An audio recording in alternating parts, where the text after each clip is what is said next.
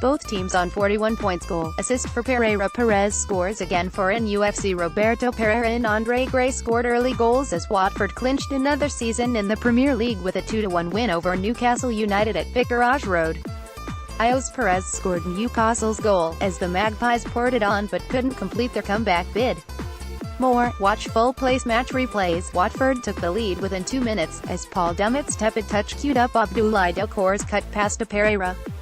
1-0. Martin Dubravka made a close-range stop on Pereyra minutes later, the rebound blocked by Troy Deeney before a follow-up shot sailed wide of the goal. The Hornets grabbed insurance when Pereyra's cross was misjudged by Martin Dubravka, nodded over the line by Gray.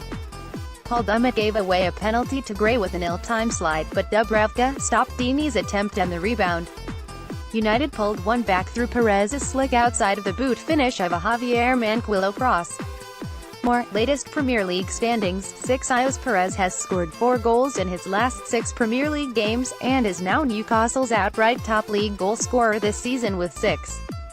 Jake Livermore cleaned up a goal-mouth scramble in the 3rd minute of stoppage time to move West Brom into 19th place. The Baggies' hot finish to the season needed all 3 points to stay alive, and Darren Moore's men needed almost every moment to complete their valiant effort to save Premier League status. Watch full-place match replays. Spurs had 3/4 or more of possession for most of the match, though decent chances were at a premium. Alan Nyom took a slap to the face from Danny Rose after exchanging shoves in the second half, but only yellow cards came to both. Hugo Lloris made an incredible save on, you're going to read this right, Harry Kane when the English striker failed to clear danger over his goal. Latest Premier League standings. Full lineups, stats, box score. Follow at Nicolas Mendola. Southampton looks to climb out of the drop zone, at least for a day, when it visits Everton at Goodison Park on Saturday. Watch live at 12:30 p.m. ET on NBC and online via NBCSports.com. Watch live, online. Here Pierre-Emile Hojbjerg enters the game for Southampton, while ex-Saints man Cuco Martina is on the bench for Everton.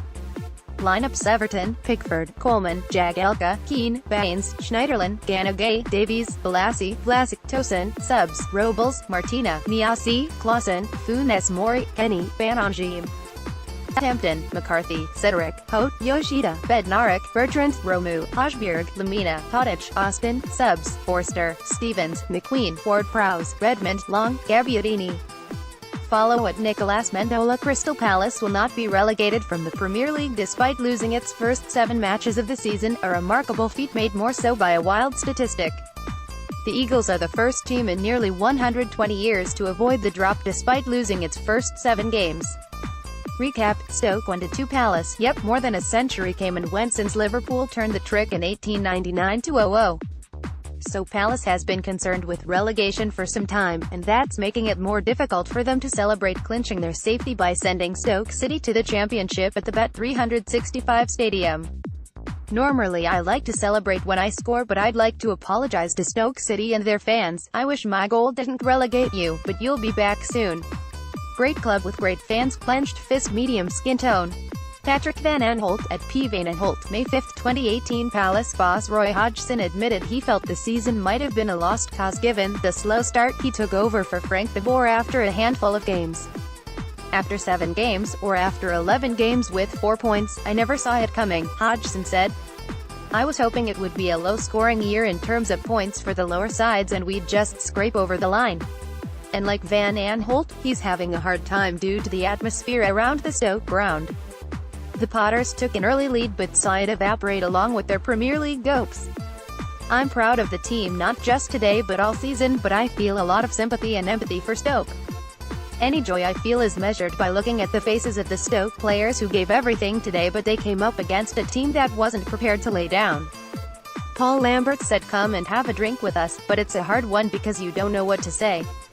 So, I feel a lot of empathy for Stoke today, because I don't think they could have done any more. They came up against a team who weren't willing to lie down, who put in a top performance.